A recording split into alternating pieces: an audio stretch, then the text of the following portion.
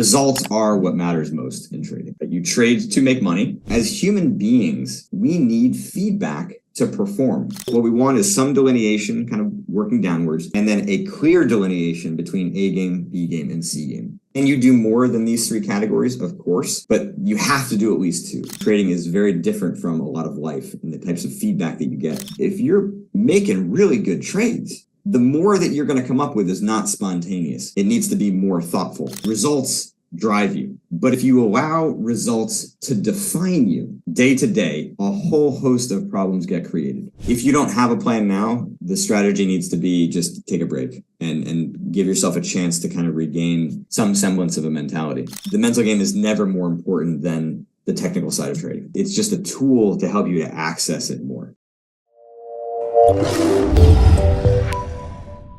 All right, welcome back, everybody. It's great to have you guys here at the 2023 TraderLion Conference. We're kicking things off with a bang here, starting with Jared Tendler, the author of The Mental Game of Trading and the lead educator in the Trading Psychology Masterclass. Jared, thanks so much for being here. And yeah, it's always great to chat with you, and I always learn something new. So thanks so much for being a part of this. Yeah, thanks, Richard, and thanks for having me. I'm happy to be leading the conference off here, batting in first position here. So I do want to encourage everybody, please donate to the St. Jude's Foundation. It's a phenomenal charity, and I love the fact that you guys are kind of organizing this conference around that. So I've donated already, so please, everybody else do the same. Yeah, thank you so much. And we posted a link to the survey that's part of your presentation earlier on in the chat. I'll post that again in just a minute, but please go ahead and fill that out. That will help us get going. But with that, Jared, I think I'll hand it over to you, and I'll go ahead and paste that in chat once again. And as we get going, please go ahead and leave a like down below on the stream. It helps us reach a wider audience, and go ahead and subscribe if you haven't yet. And with that, Jared, the floor is all yours. Awesome. Thanks, Richard. Yes, as Richard just mentioned, the survey link is in the chat. Please fill it out, because actually we're going to use it today as we get a little deeper into a topic that is really important for all of you. When we look at trading, there's no way around it. I don't want this headline to confuse anything, right? Results are what matters most in trading. You trade to make money.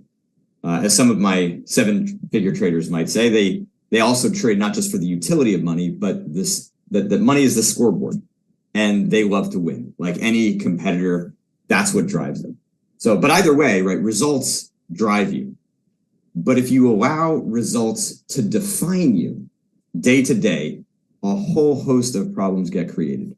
FOMO, revenge trading, greed, loss of confidence, risk aversion, hesitation, cutting trades, whether it's entering trades too frequently. There's violating rules to have one more trade, violating your daily loss. There's a host of mistakes, emotional problems, and chaos that happen intraday, day over day, when results dominate your focus and really start to dictate your execution, your decision-making, and ultimately your performance. Now, the ideal mixture is an intense drive towards those results combined with an intense drive to perform in the short term, because you know that ultimately your results are dictated by all the decisions that you make, the execution that you are gearing yourself towards every day. So it's both. It's not one or the other. It is both. And while on the surface, that may not seem like a novel idea for most of you, okay?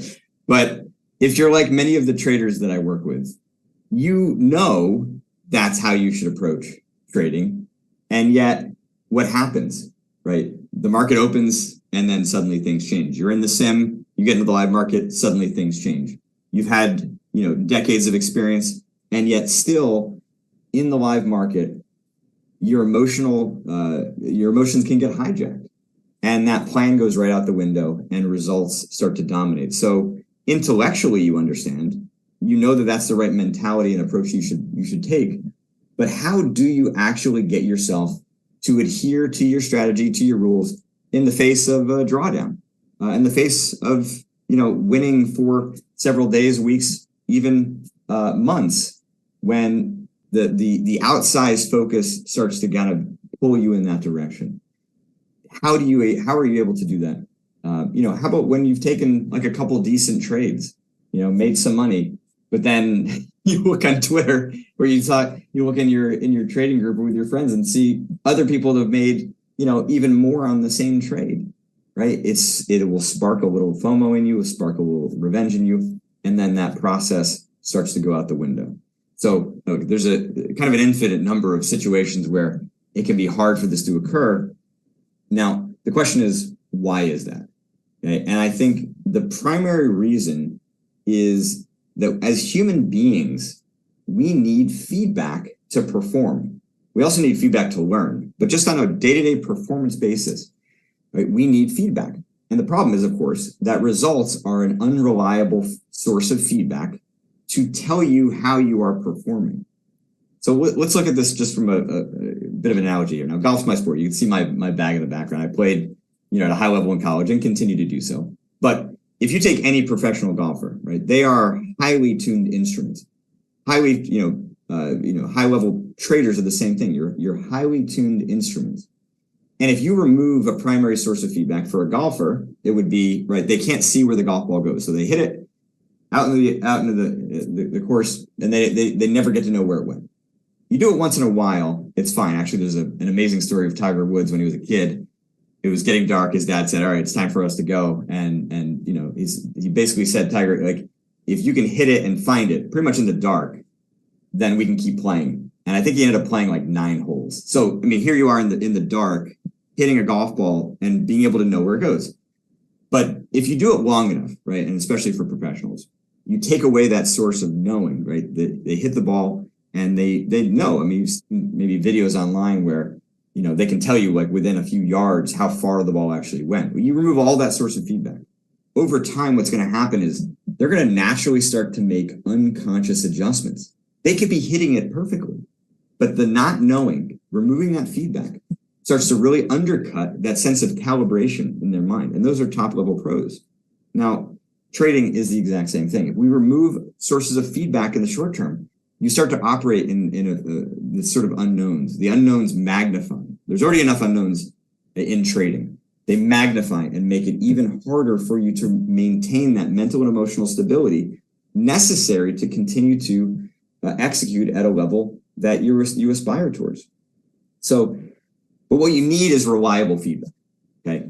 And that is what we want, is reliable feedback day to day, so you can be far more focused on your execution and less focused on results intraday, okay? Results maintain dominant focus long-term, short-term, it's intraday, okay? And so what I'm gonna give you today is a system that is actually gonna help you to get the type of proper feedback that you need. And let's just talk about some of the benefits of this out of the gate, because I'm going to jump very quickly into giving you a very practical tool to use immediately, something that we're actually going to ideally work on today, so that come Monday, right, you can put it into action. Hey, those that don't know my work, right, I've been working as a coach for over 18 years. I've written 3 books, including The Mental Game of Trading, and I've worked with traders, including institutional traders, for the last 10 years. And I've also worked with golfers, not shockingly, poker players. I work with sports betting clients as well. So I've worked with a lot of range of professionals, and this tool has been essential for all of them, okay? And it's something that is not complicated to do, but it is really practical, and that is, a big part of what my work is designed to be. Right? We want to take these ideas, like be more process focused, and turn it into something that you can use practically day to day, okay? And here are some of the benefits. Number one, it actually will train you to focus less on money, results, and P&L. This isn't just about the idea of it. We want it to be internalized like a skill, like many of the skills you have as a trader. It tracks your non-monetary performance. Okay, let's create a game here, right? You want to be competitive? Cool. Let's be competitive with your own execution and do so in a way that is more pragmatic than you've approached before, okay? Develops emotional stability through the ups and downs in your results, okay? That is essential. If you do not have a process that you can reliably get feedback on, then your emotions are going to be tied to results, and you're going to ride the roller coaster of the P&L, intraday and day over day, week over week. And that doesn't lead itself towards the kind of long-term growth, both in your own skill set as a trader and ultimately your account, that you ultimately are after. Organizes weaknesses in your game so that you know what you're battling. Okay, every single day you show up to trade, you have your own demon, you have your own weak points. The best traders in the world, they have them. Nobody is perfect here. If you don't know what they are, then you're operating in a bit of a deficit out of the gate, because they will show up, and if you're not prepared to deal with them, they are going to bite you in the ass. Okay, so having those weaknesses a bit more organized gives you some measure of practicality out of the gate here. Provides clarity on your day-to-day capacity. So many traders come in with blinders, right? They want to be at their best. They expect themselves to be at their best, but they're not necessarily always pragmatic on those days where you actually are a little off. Okay? And we can actually use this system to, well, I don't want to say quite go as far as like create real probabilistic reasoning, but like you can start to kind of create some estimates in terms of the probability that you're going to perform your best versus the probability you actually might be quite weak and performing poorly. And then it defines your peak performance, giving you a clear target to aim for. Okay, so I'm literally going to jump right into this task here, but I want to pull up this survey real quick and see how many people have responded, and let's just kind of see what's in the room here before we. So we've got 28 people. I know there's many more in here, but this just gives you an idea. So, are there times when you're overly focused on results, money, or P&L, and it costs you? So obviously, the vast majority of you agree with that. Can you accurately define the levels of your performance, A game, B game, C game? So a lot of you know that it's costing you, right? What is it, like 90%? And that's probably par for the course, I think, for a lot of traders, as is this, right? So the vast majority of you cannot or are unsure that you can, which effectively means you can't. Is there a big gap between your best and your worst? Now, this is really important as we get kind of later on in the presentation in terms of how you're going to solve this. And I know there were a couple other questions, which will be really helpful as we begin to kind of, in a way, almost like kind of crowdsource this tool in a sense, right? It sometimes can be hard to have that kind of self-awareness, the recognition for yourself of what your A game, your B game, and your C game looks like. So the questions in that survey help to do that. If you can fill it out, it'll give your fellow traders and maybe yourself some additional ideas as to what you may be struggling with or how to define your range. All right, so here it is. Okay, this is what's called an A to C game analysis, and you can see very clearly, right? There are categories for C game, B game, and A game, right? And you'll see a lot of criteria, right? Do not worry about looking at this. We're going to go through it very clearly. I just want to give you the overview first. Okay, so we're looking at it from a mental standpoint and also a tactical standpoint. And now, as I've continued to work with this tool, there have been some refinements. So even further refinement from the trading masterclass that we did with TraderLion. This is an essential tool, but here is a way of creating an A to C game analysis that'll make it easier for you to actually work through practically. So let's look at this, each line together here. Okay. Number one, we're looking at focus. Put this out of the way. So each dimension as we look downward, okay, should have like a different kind of criteria to it, different factor that would make up your mental game. Okay, so this is an example that came from a client. Okay, so here we are looking mentally. If you look first at your C game, so what does focus look like at a C game level? Mind looking at price action, unfocused, uninvolved, sloppy, missing, not entering many setups. Okay, now B game. So B game would be average, right? Not awful, not great. Following chart price action, but not in top mental form, missing some setups. A game, actively focused and entering trades with clear sense of setups, direction, tape speed. Okay, FOMO. So FOMO, if we look at A game, seeing setups early to prepare, to be prepared to enter, right? And this for that trader lessens FOMO for them. But as we look at B game, there's FOMO less, but entering setups with incomplete information, right? C game now actually FOMO is kind of fully problematic. Okay, now we look at the next column here, fear. So in C game, scared to enter. There's some trauma, right? The scar tissue that many of you have from prior losses or maybe even blown accounts, can lead to, that kind of paralysis around your entries. B game, there is some fear or anxiety surfacing, but able to kind of work with them, recognize them, and deal with them. And that often is a great way of kind of characterizing B game. There is this battleground, right? C game is not active because you're not making those severe mistakes.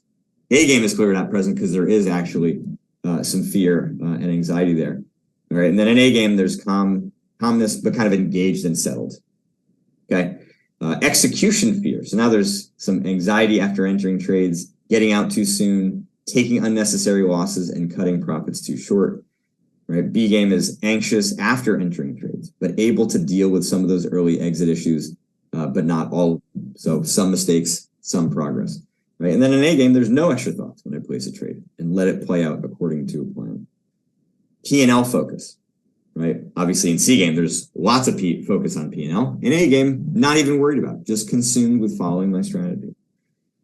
Distractions. So now this is sort of outside of trading distractions for this client, right? So in C game, it's distracted by non-trading impulses. So I think it was a bit of extra Twitter time for this client. Right? That line between knowing what could actually be helpful to making some market-based decisions versus, clearly now just wasting time and energy. B game would be limiting non-trading activities to little possible. All right, you get the general idea. So what we're looking for is clear delineation, all right, kind of down the levels, right? You've got, so additional factors we could be looking at, right? If fear is not a big one for you, it could be revenge trading, it could be greed, could be lacking confidence or overconfidence, could be some discipline things. You could also talk about differences in just sort of physical state, right? Sometimes there's this like kind of jitteriness, which can be present in A game. Not a bad thing, right? C game could be like disengaged and kind of bored and lazy. Okay, but what we want is some delineation, kind of working downwards, and then a clear delineation between A game, B game, and C game. And you do more than these three categories, of course, but you have to do at least two. We need that B game because B game becomes the battleground, and I'll get into that more later. All right, so let's just look at the tactical side of things. Now, there's a lot more variety here than is relevant, for this conversation. So don't take this as like, this is how you should do it for yourself. But more specifically, right, the tactical stuff includes anything that wouldn't be in my category, right? I'm not a professional trader, just like I'm not a professional poker player. I'm not a professional golfer, right? And my expertise here is in helping you all, right, and them to unlock their potential. So all of this stuff should almost not make sense to me. I mean, I know enough about it, right? I've been involved in the markets for 30 plus years, but not as a highly trained trader like all of you.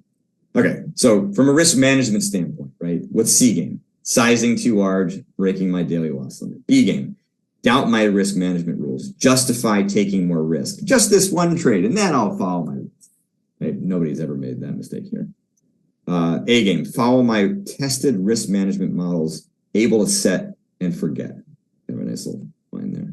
All right, decision making, what changes? So questions you can be asking yourself, like what changes in your decision-making process? Okay, let's look at A game first, right? Able to integrate these factors and cross-asset analysis into my decision-making, okay? B game, there starts to become a little confusion where everything doesn't kind of line up, right? C game is kind of overwhelmed by that. Execution, okay, C game, not entering setups quick enough and having to pass. B game, entries and exits are close, but still need to be cleaned up and process tightened. Of course, A game, it's going to be rock solid. Exits, get panicked out of positions. I know I should cut, but I crave the gain, or I hold but fear the loss. Okay, B game, cut failing trades early, but conflicted by the possible gains and lost more than I should. And of course, A game is just like kind of holding till invalidation or obviously target. All right, Wes. Okay, criteria. You can kind of see here what's exists in those three levels, as does with the correlation for this trader. Okay, so I want to now begin helping you all to create this. Like I said, on Monday, I want you to have a draft that you can begin to deploy. Okay, again, fill out that survey. Let's get some more answers in here, and see how you all think. But the first step here is just to brainstorm. Okay, and the brainstorming can take the form of just like ripping out a blank sheet of paper and just start answering some questions. Okay, so here are some questions to get you thinking. Okay, what are your biggest mistakes? Just list them all out. What minor mistakes do you make? What is your focus and energy like when you're performing at your best versus when you're performing at your worst and your average, right? Sometimes it's easy to look at these from an extreme, like what does it look like when I'm at my, when I'm trading great, and then, the extreme opposite. And then we start to converge on begin. What emotions are present when performing at your worst? And then can you actually define some of the early signs of them? What does peak, average, and poor execution look like? How does your perception of the market change as your performance degrades? What indicators, criteria, or factors are used when you make great trades and absent when you make average or poor trades?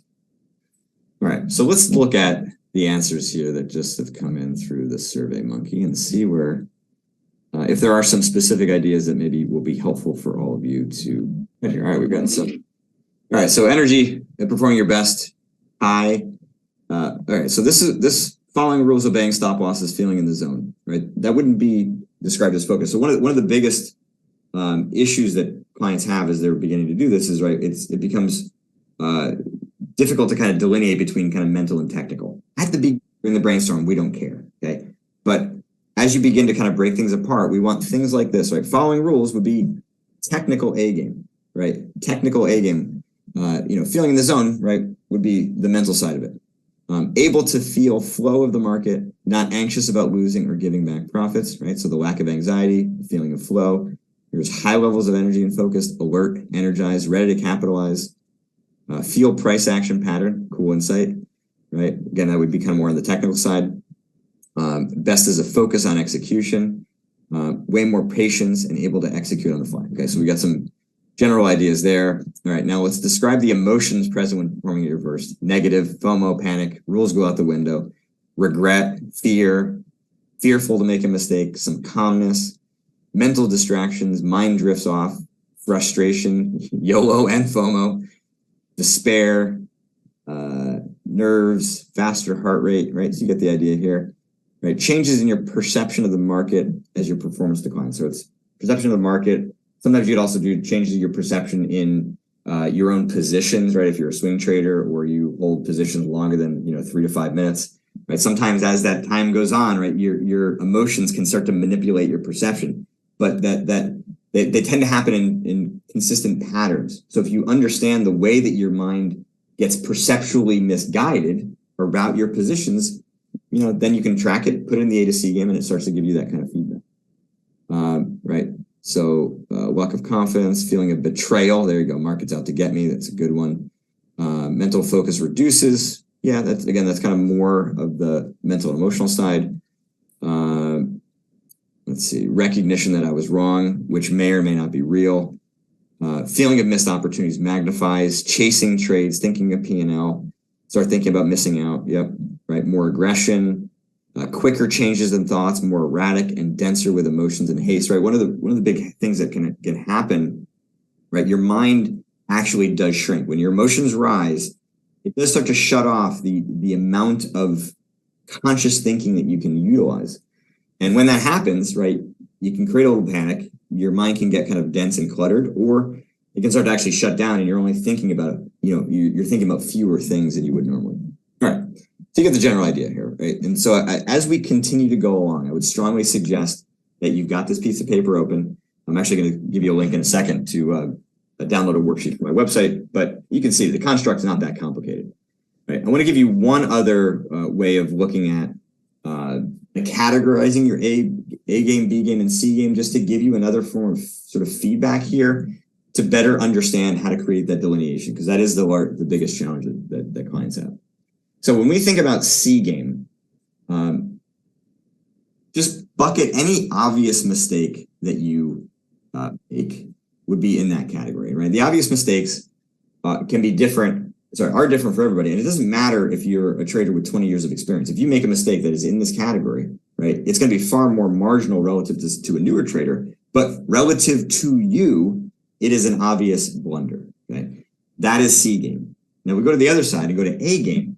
Right? A game we define as learning mistakes. As I like to describe, an infant learning to walk or a toddler learning to walk. When they fall, we don't call that a mistake.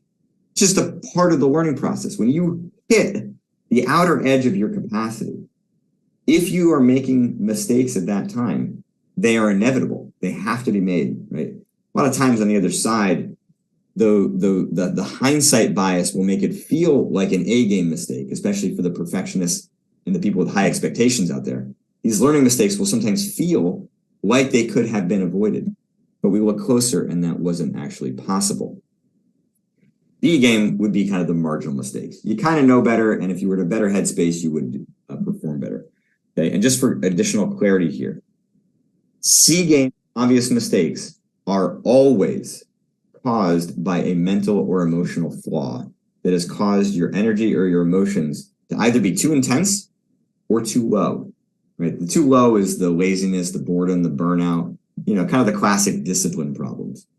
Emotions being too high would be the greed, the fear, the FOMO, the anger, the revenge, loss of confidence, or overconfidence, okay? If you make an obvious mistake, there's nothing for you to learn technically, right? For a mistake to be that obvious, you already know very, very well why it was a mistake, which means that it wasn't something in your knowledge base about trading. It was something mental or emotional that was the cause. Okay? And this is where a bulk of my coaching, right? Bulk of what the Trading Psychology Masterclass and the Mental Game of Trading is about, correcting your C-game mistakes. Okay. Now, as we get into the B-game is kind of this intersection. It's a blend of both, right? There's clearly something weak technically, but it's not that weak. And it's also, there's a little bit of emotion going on, or there's a lack of emotion, or there's a little loss of focus, or just something's a little bit off mentally. And then the learning mistakes are purely technical. You're in an ideal mental state. So any mistakes that you make at that time are unavoidable. Okay. And so it's sort of a purely technical thing to do. Right. So here we are kind of moving down the steps to complete your A to C game analysis. So you've done the brainstorming.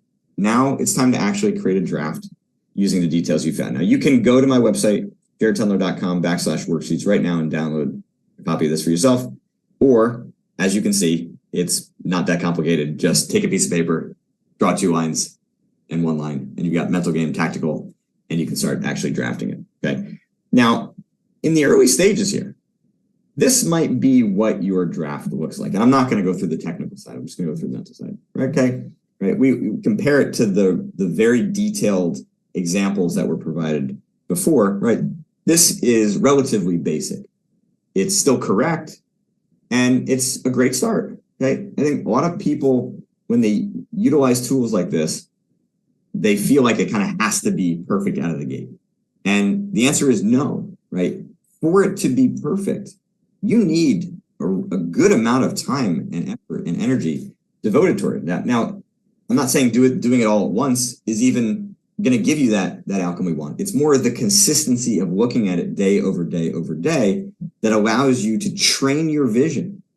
Okay, we go back to the survey, right? Many of you were unsure whether you could delineate between A game, B game, C game. Unsure if there was a big gap between your A game and your C game. Well, this is your opportunity to actually train it. And it's not that complicated. It just takes consistent focus. Okay. So you can see the examples here. And, this is the first attempt, totally fine, right? And it becomes your starting point. Then what you're going to do, okay, is you're going to take notes during the trading day or at the end of the trading day. On my website, there's a tool I use called a data collection worksheet. Okay? You can use that to help you here. Okay? Just to make it clear what that is, what you're looking for are to write down the thoughts that emerge when you're in your B game or your C game. Right? We already talked about the emotions. What specific changes in your focus, changes in your decision making, right? All the things that I've kind of outlined already are part of that data collection worksheet. Again, it just gives you a way of very clearly kind of organizing your work so that over time you can kind of pull together these puzzle pieces, right? If we look at this as being kind of like a puzzle, right? Here you are trying to complete a puzzle. And for many of you, you don't even know what the box looks like. There's no picture on the box. So here you are kind of grabbing these puzzle pieces and you don't really know where they fit yet. And that's fine. Okay. But the data collection worksheet, or just keeping like a tally of these kind of individual moments throughout the day where it could be right after you've entered, could be right before you've entered, or around your targets. If you're in a trade for, a few hours and market changes and you can feel your emotions rising, like there's lots of instances when you can be kind of getting a snapshot of your mental and emotional state, your changes in your decision making. So kind of keeping that kind of clear is really key, because over time we want this thing to evolve. So eventually you can create a final version of it. Okay. And that obviously is the last piece here. So when we look a little bit more closely at these system benefits, okay, and I want to reinforce this again, right? Trains you to focus less on money, results, and P&L, and helps you to track your non-monetary performance. Okay, well, let's look at how to actually do that. So here you've now constructed your A to C game analysis. This tool, you can actually keep up and open in front of you during the day, or print it out and put it on the side. And it will give you real-time feedback so you can monitor your performance throughout the day. So let's say, 2 trades have been invalidated and you've lost your normal position. Okay. You feel a little revenge start to get to kind of creep up in your mind, and the thoughts that are consistent with that, which is there are no thoughts. You just immediately start to look for another position, right? And that would be described in your B game, right? Immediately looking for another position, right? Rather than, kind of analyzing a trade as you normally would. You can see that, right? You recognize that data point has crept up. You recognize that your mind has degraded, and it gives you a clear indication that your performance has dropped. And if you take a trade at that level, it is by definition going to be worse. Has to be. So you can monitor your performance, and of course you can grade your daily performance. Some of my clients will grade their sort of mental and emotional performance with every trade, right? It's easy to kind of grade a trade on its own, right? But you can also be grading kind of your mental performance too. And you could do that in an Excel file. You could do that just kind of in your trade journal. Okay. And then attaching your emotions more to your performance and less on your daily results or even your individual results, right? And what that means is you are actively pushing yourself to care more about your mental and emotional state and the state with which you are entering trades and making decisions than you are on the actual results themselves. And yes, there's going to be some noise in the interim. It's going to want to push you to deviate and to break your rules and to go into the bad behavior that typically happens when your focus on results tends to dominate intraday. But that fight is the battleground that has to be won. This tool can help. And if it doesn't help entirely, right, that's why this is just one piece of my entire system, but right, that's the battleground, right? And so in the short term, it might mean that you make decisions when your performance is degrading and you can't actually stop it, that you stop trading at that point and see what you can do to recover. I say commit to a time frame or a sample size because maybe more so for the newer traders that are out there, kind of less than 3 years, this retraining can be more dramatic. When I worked with more experienced traders, this tool is often very easy for them to complete. At least a solid draft, they'll kind of refine it over 7 to 10 days or so. But their ability to kind of intuitively and instinctively understand the utility of it and have it change their emotional state is very often quite immediate. It's not true for all of them, but where the biggest kind of challenge is with the newer traders, because they are also lacking a lot of inherent knowledge about the nature of trading. You've just seen less, you've experienced less, and trading is very different from a lot of life and the types of feedback that you get on a normal basis. So when you commit to, let's say, a week where the only thing you care about is your execution and really pushing yourself to adhere to, being in your A game and grading yourself based on the quality of your mental and emotional state or your execution and less on the results, right? Good or bad, right? Good or bad results. That it just helps to make it a little bit easier. So sometimes the time frame is like a week. It could be 10 trades, right? Just pick something that you can really commit to and just see how it works. I mean, very often these tools don't get implemented because, and I don't mean just this, I mean any tool, because if it doesn't work right away, you kind of will disregard it. Well, this is not going to work right away. This is not going to instantly change your mental and emotional state. You need to train your mind. Like, I can't give you muscles by, giving you a bunch of workouts to do right now. You actually have to do the work consistently over a period of time. So giving yourself a little bit of leeway in that time frame to kind of train yourself is a key. And sometimes it also means scaling down. So you look at this as like a bit of an incubation to develop a skill in the live market. Right? This is not something that's going to develop that sophisticatedly in the sim. Develops emotional stability through the ups and downs in your results.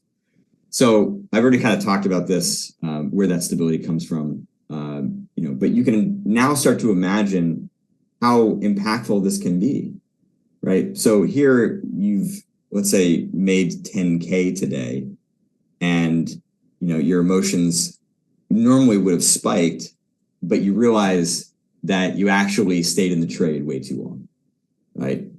Your rules said you should make 6 and you made 10. You should start to feel a little bit worse about that, because the execution means that mistake is going to get, hammered in the future.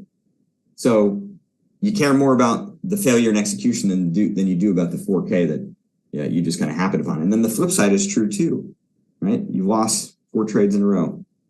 You can feel yourself starting to get a little frustrated by that. We're starting to feel a little loss of confidence in that. But you look at those 4 trades and you're like, I would have done nothing different.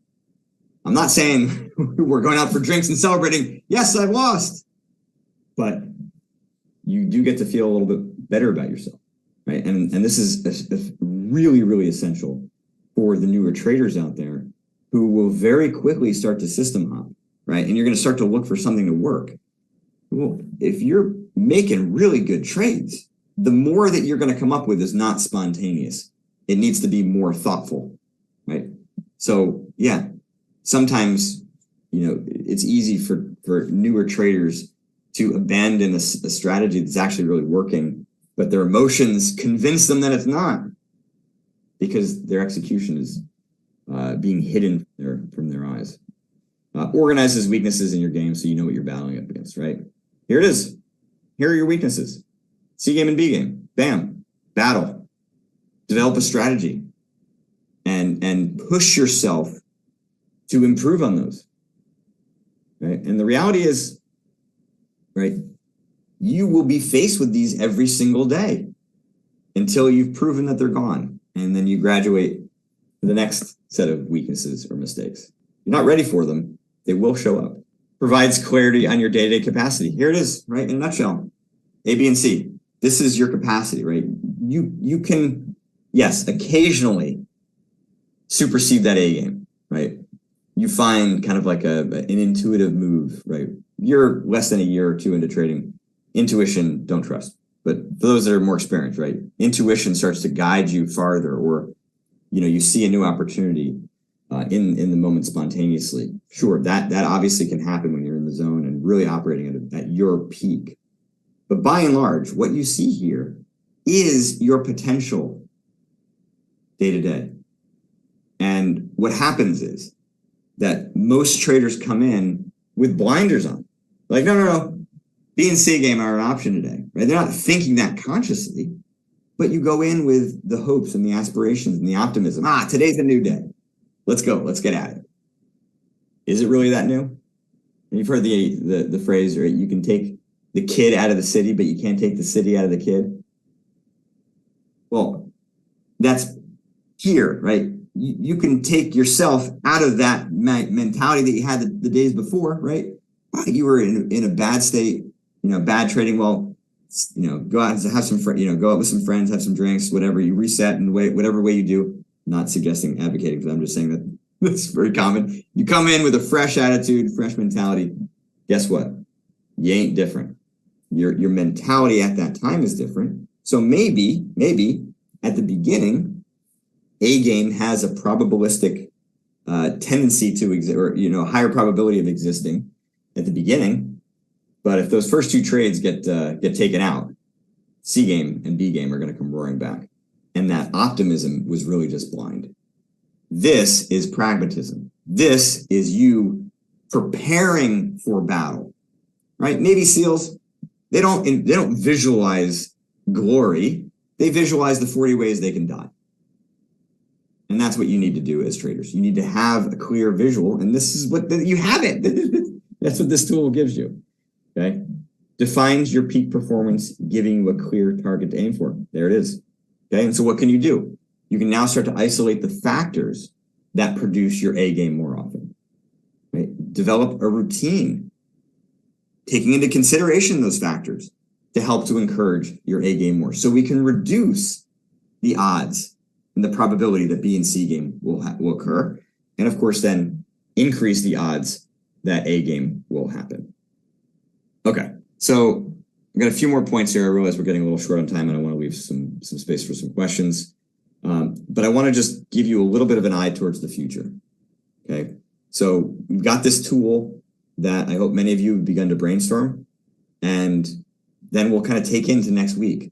Right? It is very practical. Just kind of keep at it. It doesn't have to be something, I'm giving you kind of the parameters for how you can do it, but like we want to go the minimum. At the end of the day, spend 1 minute and look at it and reflect on the day and try to come up with more data points, right? Just do something daily, and over time, you will surprise yourself by how much you actually know about your game.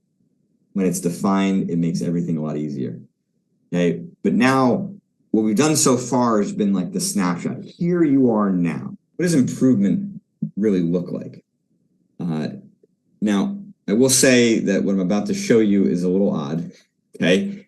But like many things in nature, they oftentimes reflect internal processes of ourselves that can really be helpful. And so this little guy is our help here, okay?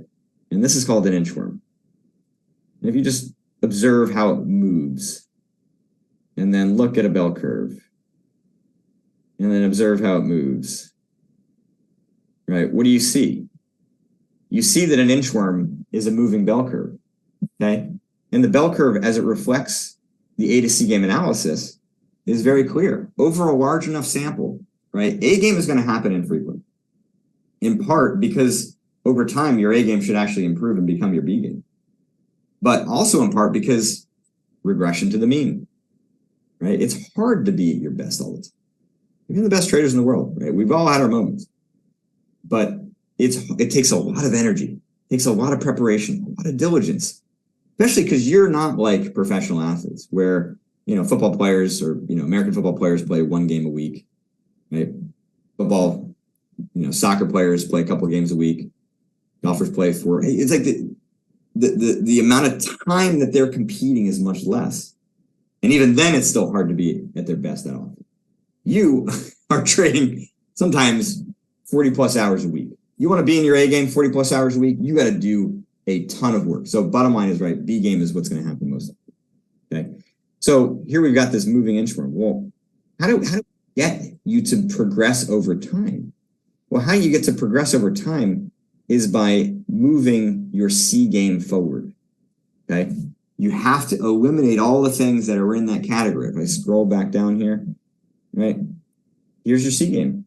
You gotta develop a system and a strategy to eliminate those. Okay, that's what is really kind of dedicated towards. Yes, also in getting your A game to happen more often, but if we don't eliminate C game, right, then that gap between A game and C game gets wider, and your performance gets even more unstable. So we need to eliminate C game so that inchworm can continue to move forward, right? And so that's what your progress really looks like over time. Okay, we eliminate C game, and then what happens? Then your current B game becomes your C game, and your current A game becomes your B game, and you get to create a new A game.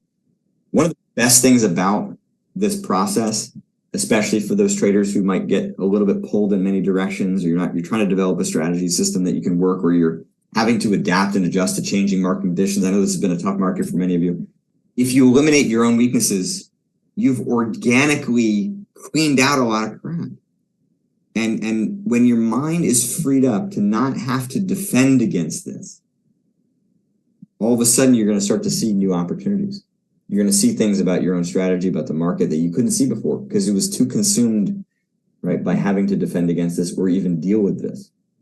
So the organic development of your own strategy, right, really de-risks the potential for you to get distracted by another shiny object that is another system or a strategy that seemingly works better, but may not work best for you because your fingerprint is unique and you need to develop it.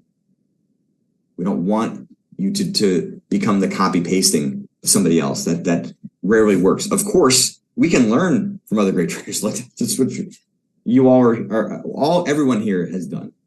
Nobody has innovated entirely. We've all, including myself, learned from others. That's the nature of the world. Okay. Inchworm concept. Other key thing. Sucking less is the key at times. Sucking less at key times is essential for long-term success. Meaning, if you've got your A to C game analysis and you're trending towards C game, if you can suck less, if you can avoid C game just a little bit, okay? Traders in a combine, right? You've got 30% left in your account with 2 days to go, and you say, F it, you fire it all in. Or, unfortunately, traders with a live account, who have lost 30% of their account say, F it, let's throw the remaining 70 into 5 trades and position size goes out the window because you're willing to just blow it up to get it back really quickly. Okay, those moments of desperation would be extreme, but the point is, regardless of whatever is your C game, if you allow it to occur, then you miss an opportunity to actually train and harden B game. So the sucking less is not, let's jump to A, which is what a lot of you attempt to do. You try to go from C game to A game, try to recapture it all, and effectively you're like gambling. It's like this is mental game gambling. Here are apples to apples. All right, I want all of you to think for a second. How does your C game today compare with your C game from a year ago, 2 years ago, 5 years ago? Go far back. It should be head and shoulders above where it was. And if it wasn't, that means that you're not working on your mental game the right way. Okay. But even from like a day over day, week over week scenario, it's very easy to get caught up, right? Thinking that no progress has occurred, right? So 3 weeks ago, market was really, really tough, for your strategy. Gets a little bit easier today. Well, we don't really compare that, right? If you're in your A game more often on those kind of easier times than you were, 3 weeks ago, doesn't mean that you made a lot of progress. It just means that the circumstances are not making this challenging. So then you're going to have to be prepared for C game again, and the opposite is true too. Just because you may be in a slump now doesn't mean you've lost, the good trading, the good execution that you had before. It just means that it's hidden under a little bit of a cloud. And then lastly, you can't always be at your best. Okay? And you can't always be at your best because range is reality. And ideally, your best is continually actually getting better. But the way to do that is not by pushing from that front end. The way to do that is actually eliminate C game, and then your A game naturally advances higher. All right. So if you could in the chat, what was your biggest takeaway? Was it a new method of analyzing performance, right? That A to C game analysis? Was it maybe realizing new details of your own performance? Maybe you've had some insight into that already just from this conversation. Was it this 3 categories of mistakes where you've got obvious mistakes, the marginal mistakes, or the learning mistakes? Or was it this Inchworm concept that describes how your whole range moves forward over time? Post in the chat. Here's what you all think. And as I said before earlier, you can download not only just a free worksheet for the A to C game analysis or the data collection worksheet, but I've got many other worksheets that you can download. And if you want further resources, especially around correcting your C game, right? The trading psychology masterclass that I did with TraderLion, it really brings to life the mental game of trading, goes in a ton of examples and a ton of details utilizing my system for trading psychology. And it's been getting a ton of great feedback, as has the mental game of trading, which really goes into a great detail around certain aspects that the masterclass doesn't. So the two of them, I think, work very well together. All right, so I want to thank all of you for listening today, and for TraderLion for having me. I certainly wish all of you very well in your future trading pursuits. And hopefully the A to C game analysis and this process for getting you to be more process focused and less results focused feels as pragmatic and more tangible and doable, and not just kind of wishful and hopeful. Well, Jared, thank you so much for that excellent presentation. I hope everybody was taking a lot of notes. The replay will be available. I think you can actually just scroll back on the stream and watch it again if you'd like to later today. But Jared, thank you so much for taking the time to put that together. I saw a lot of Inchworm Concepts as the biggest takeaway, documenting emotions as a key takeaway. A lot of great ideas here. As I ask a few intro questions, please drop any questions you have for Jared in the live stream chat. I want every single person who's watching right now to drop one question. I know you have at least one, so go ahead and do it. And we'll do a Q&A here and get going and dive even deeper into this system. So first things first, Jared, I think it might be great to touch on what are some common difficulties that you see working with your clients when they are developing their A to C game analysis, when they're first putting it together? What are some common issues people run into, and maybe some ways to avoid that, knowing that going forward? Yeah, probably the biggest one is I think kind of feeling overwhelmed, right, and not being able to kind of categorize it, which is why it's helpful to kind of do it on a day-to-day basis, where you're kind of gathering up those puzzle pieces and just putting that on the table, in a sense, like looking at them and beginning to try to make sense of it, and to know that it's okay to be overwhelmed.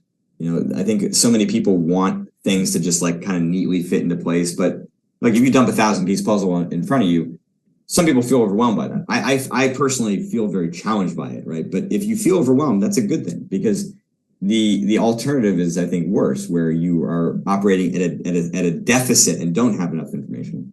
The other one is a feeling like I have like a very distinct A game and a very distinct C game, but the B game is kind of absent. And again, that's kind of okay at the outset. You do have a B game. Nobody is as quite kind of polarized like that, or I shouldn't say most traders are not.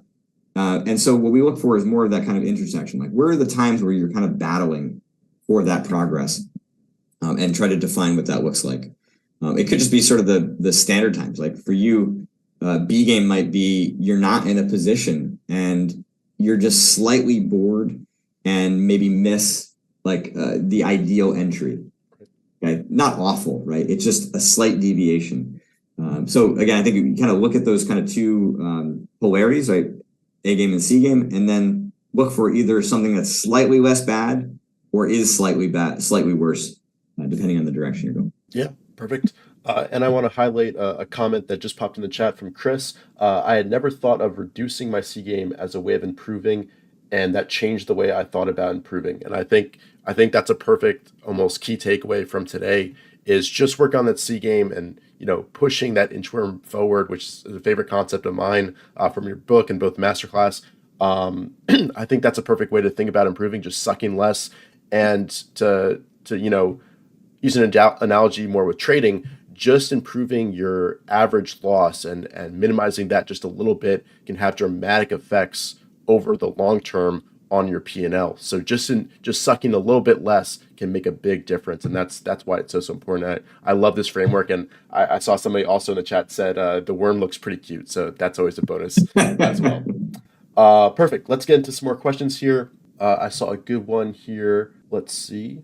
Question from FFTY. Many concepts still sound kind of abstract and feel like jumping from one item to another when going through the analysis. Is there any way to organize them in a less subjective way, and I guess get more into the details of what people are feeling and going through in the moment? Yeah, I think like the subjectivity comes as you get more proof. So like the reliability of any trading system is not something that happens on a single data point. It's something that happens the more and more you look at it. So for example, a client might have a thought, or like a reaction to FOMO, right? You see a position just sort of beginning to take off. All of your criteria hasn't been met. You'll have a thought around that says, I have to get in now. And so, yes, as a single data point, that's subjective. But when you see that pattern happen again and again and again, it starts to actually become objective. This is objective. If you don't have that thought in that kind of way, with that kind of velocity, with any maybe an added heart rate or a feeling of like desperation or urgency, then if you don't have that at other times, right, it becomes a reliable, concrete, practical, objective measure of your performance, right? And that would be, let's say, a B game tendency. And so then C game and A game, right? The reliability comes the more you look at it. So it's fine if it feels subjective right now, but in 1 month, it shouldn't be if you've done the work. I will say one other thing too. Once you create the A to C game analysis, it really shouldn't change, very much day to day, right? You kind of need like at least a month, maybe even longer of time before you're going to update it again, because it should be an objective measure. Right? The problem is a lot of people have this sort of subjective sense, like, the trading day ends. How did I do today? I give myself an A. Made money, had a lot of good trades.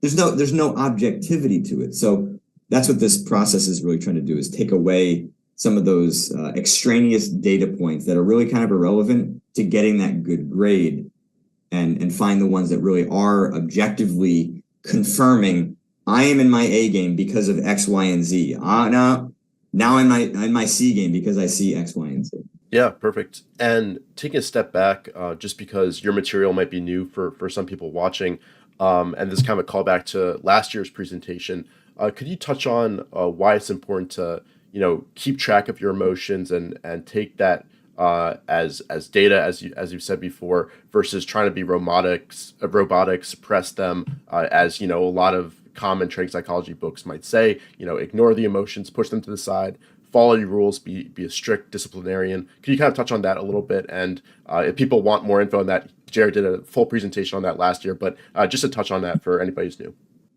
Yeah, so the first thing is that you're trying to kind of map a pattern, right? A pattern of emotion that would occur. So whether it be fear or anger, confidence, so that you can see it in real time. You can't correct or stop a problem that you can't see. And when we deal with like mental and emotional stuff and trying to actually improve that C game, move that C game forward, emotions are not really the problem. Right? The negative thoughts are not really the problem. The problem is the underlying flaws, biases, wishes, illusions, hopes that are kind of forcing your hand, so to speak. We would never consider pain to be the problem, right? So you're walking down the street, you feel pain in your foot. Pain's not the problem. The problem is, let's say in this example, there's a rock in your shoe. Or, no, actually, I've kind of jacked up my Achilles and it's like, so there's the problem, right? But so emotions and those negative thoughts are signals of those underlying flaws, biases, et cetera. So we kind of go to war. We are working very hard to correct those problems, because when you do, it helps to unlock that back end rather than providing a lot of tools to kind of manage and control it. Because what will end up happening is if you use a lot of good theory around emotions, which, as you alluded to, right, a lot of the trading psychology books do this inadvertently. There's a ton of great material. I'm not criticizing it at all. But if it's not used to actually resolve or correct those weaknesses, what you end up doing is kind of paralyzing your C game, right? You're trying to kind of numb it, right? Like, all right, I'm going to get a cortisone injection in my ankle to stop the pain. Cool, pain's gone, but your Achilles is still jacked and you can't fully perform well. So you've kind of paralyzed your C game so it doesn't happen as often, but you've also now chopped off the ability to actually progress your A game as much. And that's one of the biggest problems that I see with a lot of people that are actively trying to manage and control their emotions versus identify them, dissect them, and correct them. Then that back end can move forward and you create the potential for even greater performance, which is what the Inchworm highlights. Yeah, and just to add on, I think somebody mentioned it in the survey that one of the signs that they were trading well was having a great feel for the market. Those emotions are kind of part of that feel, right? And that kind of builds into that intuition. Where does kind of intuition fit on this A to C game analysis? Yeah, great point as well, right? So that's further evidence of why emotions inherently aren't the problem, right? In this case, it's a signal, right? So intuition, if it does come with emotion, the emotions are sort of signaling opportunity. So intuition is firmly kind of in A game or even like in A plus game. Some clients, will create a new category of like the zone if they can kind of firmly define it. Most traders can't distinguish the zone from their A game. They feel like they're in the zone when there's a lot of activity in the market. They're not actually in the zone, sort of this faux zone. Anyway, intuition is like kind of firmly at the very, very peak of your own performance. And it only shows up when you are in an optimal mental state. And it's not coming out of the ether, right? You have to have a lot of knowledge and experience in order to be able to access intuition, which is why I said earlier very quickly, if you are a newer trader, you can't generate reliable intuition because you don't have enough knowledge to go on. On my website, and I know on yours as well, right? There's access to a free ebook on intuition that you can download both from my website and from the Trading Psychology Masterclass homepage as well. Yeah, perfect. And there's a really good question from Annette. What is the plan when we know you're at your C game? How do you know when to re-engage in the markets? So if you don't have a plan now, the strategy needs to be just take a break and give yourself a chance to kind of regain some semblance of a mentality, because otherwise you're just going to be kind of paralyzed But that's the short answer. The long answer is you've got to develop a real robust strategy, understanding like what are the things that are causing your C game, right? Is it, you are kind of bored and distracted? Is it fear or anger? And that's really where, the mental game of trading and the Trading Psychology Masterclass comes in to be able to help you to build that robust strategy. Because you can tell me you have FOMO, and then I could tell you, oh, well, look, when that's happening, just take a couple of deep breaths, calm yourself and relax and just stay out of those trades. But what happens, right? You create like a pressure cooker effect, right? I could say, don't succumb to revenge trading, right? When you've lost 2 trades in a row, take a break and don't let it bother you.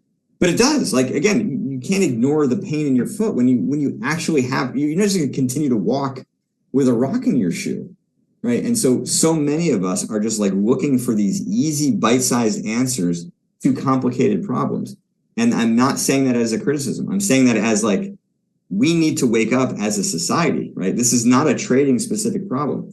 Most people in performance, right? Most people in like look for easy answers to more complicated problems, more complicated psychological problems. And so to make things more complicated doesn't mean they're insurmountable or, it's going to take you years to do, right? That's what I've done with the book and with the masterclass. It's like really make it very systematic and easy to begin kind of unpacking the causality, right? Rather than just kind of band-aiding and patchworking these problems. We want real solutions. So, right, your C game's freed up, your mind is freed up, intuition can start to be generated. You can, create more organic development in your game. Like there's so many benefits when you actually can remove those problems, right? Imagine how much freer you feel when you remove the rock from your shoe. Yeah, and you can use your emotions and what you feel as an edge almost to even get another advantage. I believe Tanya, there's a good question from Tanya. She must either have read your book or taken the masterclass. At what point would you decide should you decide to walk away from the screens versus just injecting logic? Yeah, so injecting logic, for those that don't know, is kind of my one of the tactics that we use to kind of inject the correction to those core problems, right? It's a bit of a judgment call on your part. So the idea is if you are unable, like if injecting logic is not going to work in the moment, then you staying in front of the screens is gambling, right? Then you're kind of just hoping that you're going to get lucky. And so when you've gone through the mapping process, you're defining kind of where that line is. You know in advance when your ability to recover is very low in probability, right? And so we want to take kind of high probability scenarios here. So on a scale of 1 to 10, right, you're dealing with, well, let's say, anger. If you get to level 3, I can still inject logic. I can still kind of battle. But if I get to level 4, it's like kind of hit or miss. Like sometimes I can, sometimes I can't. So then, no, it's got to be at level 3. You stop, take a break, inject logic, and then maybe do some writing to try to get more of that emotion out and allow you to actually recover. I think the walking away, like where that line is, should come from evidence. You develop a strategy, you've tested that strategy, and you kind of find where those lines are. And if you don't have that yet, right, then you can make a choice, make a judgment call, right? I'm going to invest this actual capital in finding out. And I'm going to give myself more leeway and find kind of where it is that I can stop myself with injecting logic. Or you could say, no, I like my money. I'm going to play it cautious here and, err on the side of like doing it prematurely to kind of build up a strategy. Sometimes I'd say when issues are more severe, that is just a smarter way of going about it because it's kind of like physical therapy, right? Go back to the Achilles problem, right? We don't want to push you too far to kind of risk re-injury. We want to like progressively get you doing, more weight-bearing exercises, actually taking on more weight, right? There's a progression that you'll go through in physical therapy. And so mentally, emotionally, it's the same kind of thing, right? The more intense your emotions are, it's almost like you're carrying more weight, which means, right, it's going to be harder for you and the risk of re-injury is higher. So, the cautiousness we'd say here is at the first sign of trouble, right, inject logic, and then at the second sign of trouble, you take a break. Something like that. Yeah, excellent. And I saw a comment in the chat that this concept of A to C game analysis still feels a little abstract.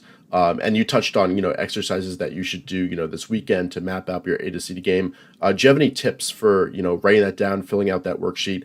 I really like how you broke it down into those 6 different categories, looking at focus, discipline, all that stuff. Any tips for, taking this presentation, the knowledge, and applying it to their trading, this weekend and over the next few weeks and months? Yeah, I would say just now start going back into your trade journal, the past trades that you've taken over the last week, or let's say up to 3 months. I think if you go kind of farther than 3 months, the odds that you're getting kind of accurate data starts to really go down. The practicality still may not come because your memory may not be great. And if that's the case, right, then the subjectivity is going to remain high at the beginning. But the data points I've described are already there. It's just a question of like, how are you going to find it? How are you going to find these puzzle pieces? And if you're still struggling in a subjective way here, I think there's an expectation on your part that you should have objectivity prematurely. You can't have it yet, right? There's enough in this presentation. If you don't have objectivity yet, then you're just expecting something that can't happen. But yeah, like I said, just like the reflection on the last week or the last 2 weeks, you could do that. You could, in the example that I provide on the website, there is a sample, so you could use that. Just kind of looking for other ways in which traders experience A game, B game, and C game, and use that as a point of reflection for yourself. And again, that's what we do in the masterclass. Is like there's just tons of examples in there, but you could also, I guess, technically look outside of trading. If you find examples in your own personal life, like what is it like when you're at your worst? Maybe just start there, and if you can kind of define your worst, then everything that's not that is either B game or A game, and then over time you can start to more clearly define it. But again, I think having some, I want to say patience in this process, but just kind of some understanding that it does take time to develop. If this is brand new, you're like incubating an entirely new skill set. So it's okay to be that toddler that's kind of bumbling around and falling down a little bit. The value and the utility of this tool is high enough that it's worth going through that process and just kind of struggling for a little bit, and just stay in it. You're guaranteed to learn more. It just doesn't happen if you keep paying attention. Yeah, perfect. I like that thought of looking elsewhere in your life to try to identify the A to C game there. Soccer is a big part of my life, and it's clear to me when I'm on and off. Your passes are going right where they should be, or if you're off, your positioning's wrong. You can't play a pass to save your life. All that. So yeah, I think that's definitely helpful.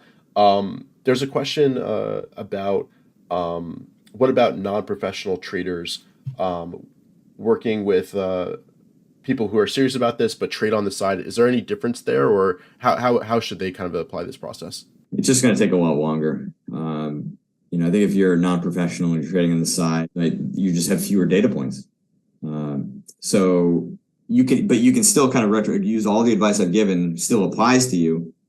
The question is like, how robust will your kind of initial draft be? Mm-hmm. It may not be that robust, which is fine, right?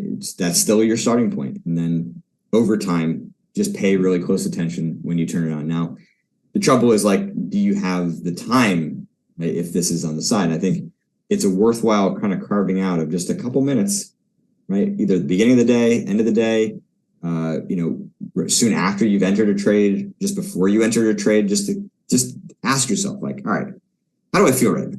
Feel pretty good. Cool. Okay. Well, what does that mean? It means, I'm calm, clear headed. I'm thinking deeply, right? No, actually I feel pretty off. Like, well, what does that mean? Like, my thoughts are actually quite muddled. I can't even make sense of what I'm even trying to think. Well, okay, we'll write that down. And just that like those points of reflection start to just add up as you are taking those notes down, and then you can start to line it up and saying, okay, well, that's an example of B game, right? And then you have the reliability that proves it over time. But that time might be 6 months, but generally speaking, right, when we look at the value of this, it should start to occur as soon as you begin doing it, right? Because now all of a sudden you are caring more about these data points that are by definition not monetary or P&L based results. So you're already beginning to train this mentality just by focusing on not having to actually have the A to C analysis completed before you can begin your process orientation training. It begins just from doing it. Yeah, fantastic. Jared, thank you so much for your time. Thank you to everybody watching for your questions and comments in the chat. Jared, any last words that you'd like to leave everybody with, thoughts on improving your mental game, further resources to look into? Yeah, I think in general, the mental game is one of those things that kind of gets neglected because it's not as much fun, right? The fun part is like learning to trade, and to me, the mental game is never more important than the technical side of trading. It's just a tool to help you to access it more. And I'm not the purveyor of knowing all of the knowledge for the mental game. There's a lot of good research out there. If you're a newer trader, you have to read Trading in the Zone. It talks about lots of things that I do not, and helps you to really orient to the nature of trading in a way that I think is essential to forming a foundation both psychologically and technically. But there are lots of other good trading psychology books out there, and all of which data in there can kind of feed into my system. Right? It's really the system for trading psychology that makes my work unique. But the inputs that you put into it to develop your own strategy for how you're going to solve the problems that you are facing, that is really kind of most important, right? You've got to develop that strategy. How you do it, what gets put into it, I don't care, right? It is whatever works, but you've got to use this system because it relies upon the rules that we all play by. And if you don't know what those rules are, you're at a disadvantage. So I thank everybody for their time today. Great questions, great feedback here in the survey, and just kind of keep at it, and you'll make progress. There's no other way to go. Excellent. Well, thanks again, Jared. Thank you so much for your time and for the excellent presentation. If you guys are enjoying it, please go ahead and drop a like on the stream. Also share it on Twitter if you can.